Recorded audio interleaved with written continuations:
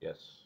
We have a tremendous Rishon here, the Chizkuni, on Exodus 23:27. He asks, why is there an extra word that God will place his fear within the inhabitants? And it says, the inhabitants, all the inhabitants. Why does it add the word all?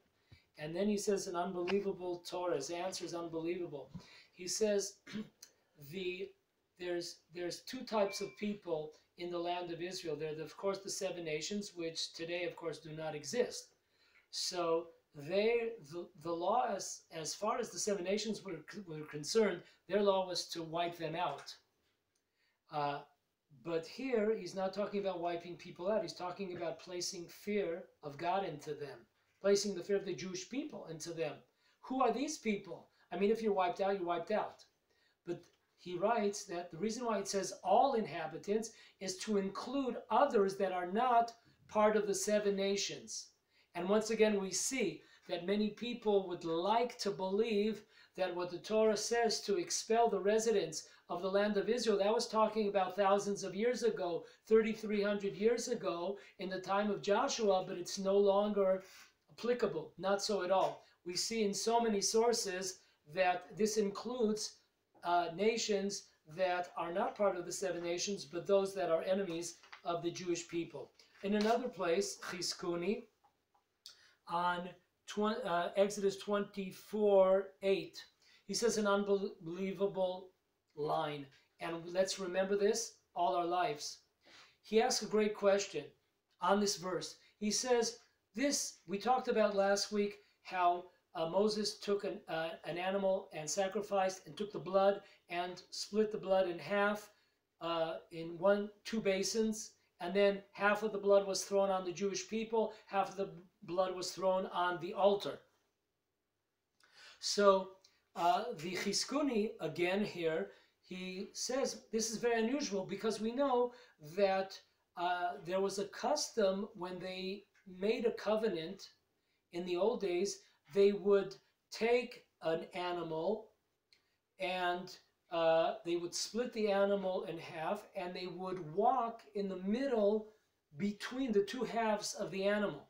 This is seen many times. This was seen, for example, in Abraham when he made a covenant with God at the beginning of Lech Lecha.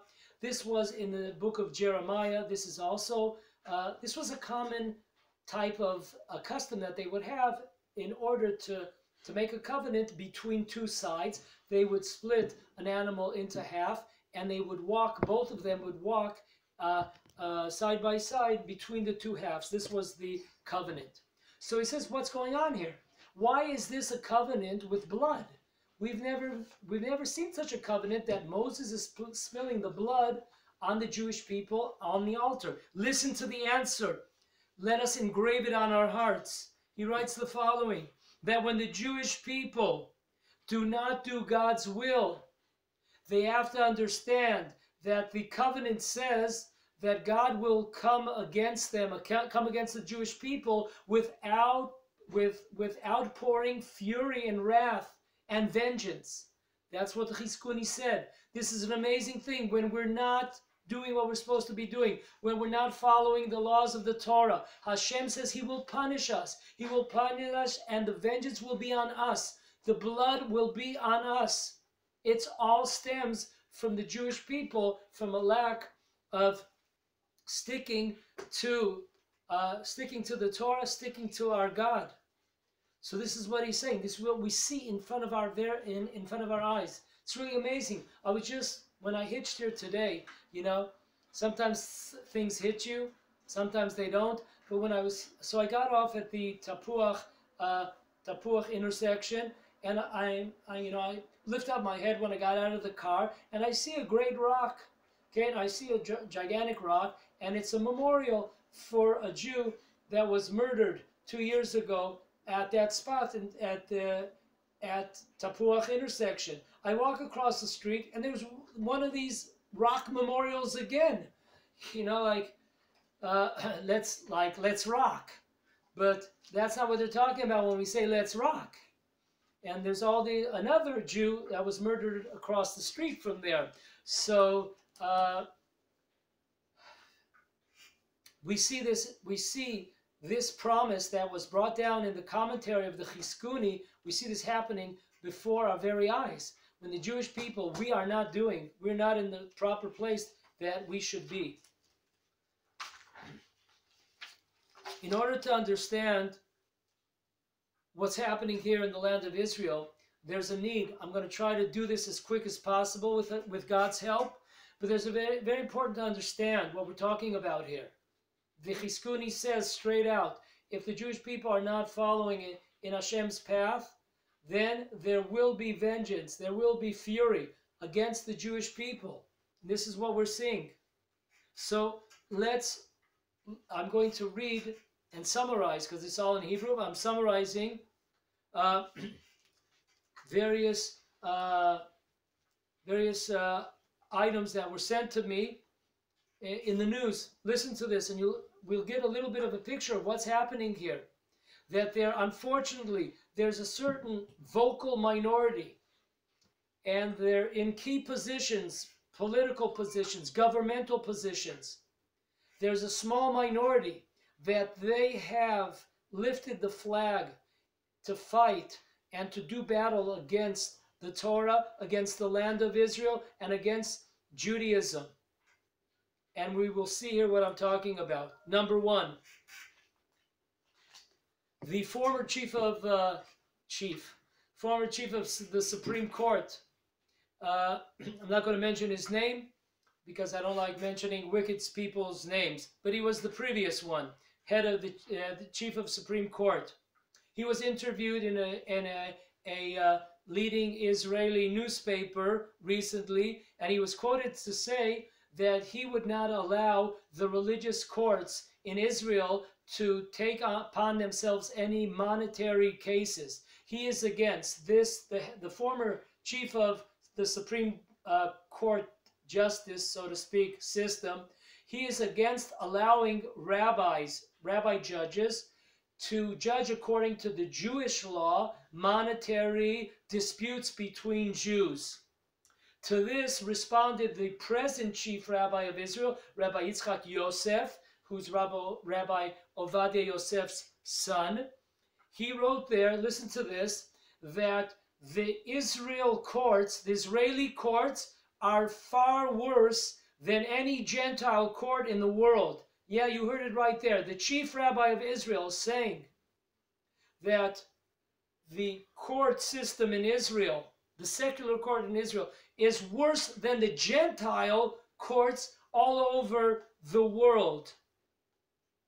Rav Yosef concluded his comments to say that this chief of the Supreme Court judges is continuing in his war against Judaism. His words, not mine. The war against Judaism. Okay, now let's take you to a different place. Welcome to Ramat Beit Shemesh. Okay, the Anglos call it RBS. Yeah, for short. Ramat Beit Shemesh, got it? RBS. So welcome to Ramat Beit Shemesh. In Ramat Beit Shemesh, there are certain communities that are, we'll call it knitted kippot. They wear the knitted skull caps. And there's certain communities there in Ramat Beit Shemesh that go around with the hat and suit community. So we're talking about the ones that go with the hats and the suits. So for the last couple of weeks, there is a group of teenagers from a moshav next door. I'm not going to mention the name of the moshav because I'm sure there's a lot of good people there, so I don't want to give it a bad name. But there's a moshav next to Ramat Beit Shemesh, RBS, and on the last couple of weeks on Shabbos, there are a group of teenagers that come into the religious section of Ramat Beit Shemesh, and they sick their dogs on religious boys and girls. Can you imagine this? Vicious dogs. They're going around and sicking them on these kids, and the kids are freaking out. They're crying, they're yelling, they're screaming for their lives. So this is not happening in Nazi Germany. with their dogs. This is not happening in Poland. This is happening in Ramat Beit Shemesh. These are not Arabs. These are Jews.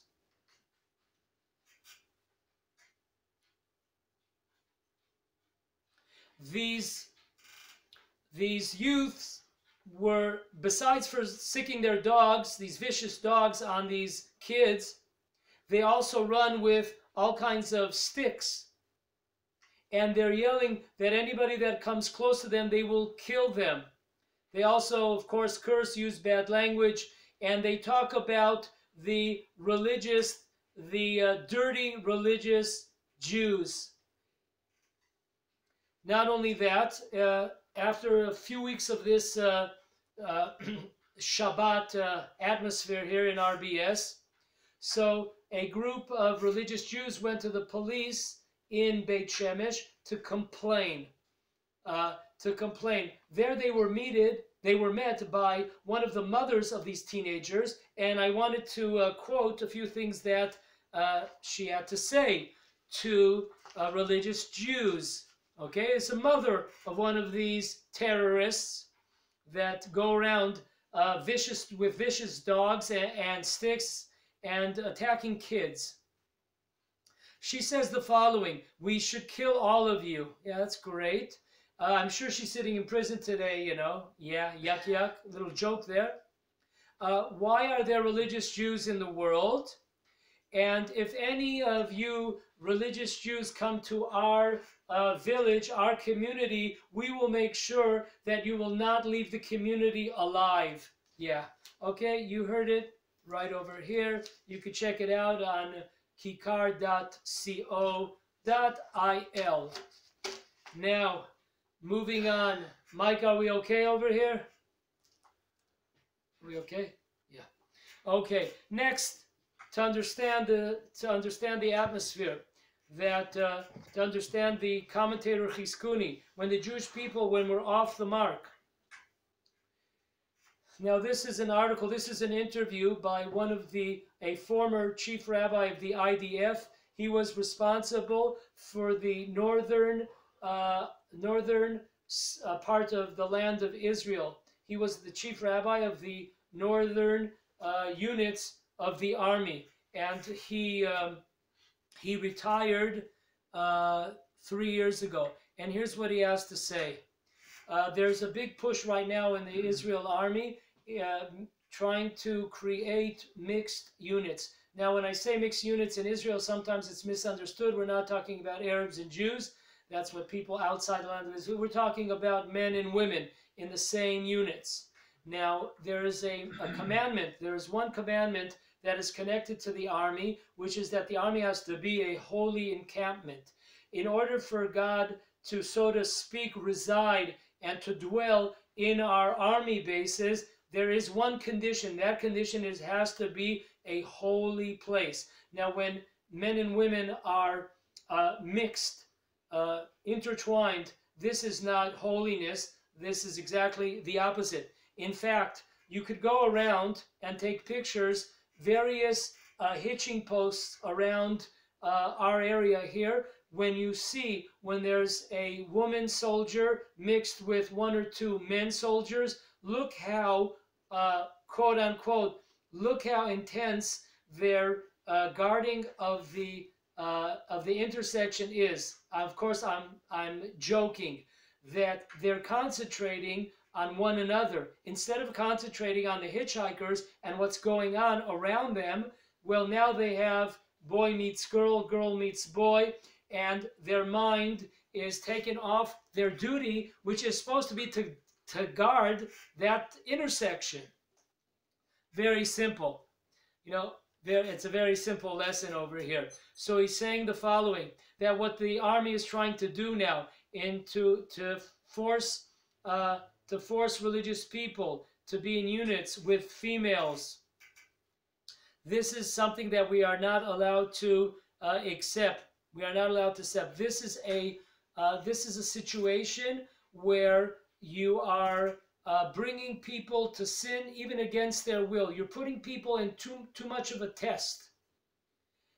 And one after another are falling. he tells about, once again, this is a rabbi who for 20 years was the chief rabbi responsible for the northern part of Israel, all the army bases. So he's a guy that knows. He talks to thousands and thousands of people.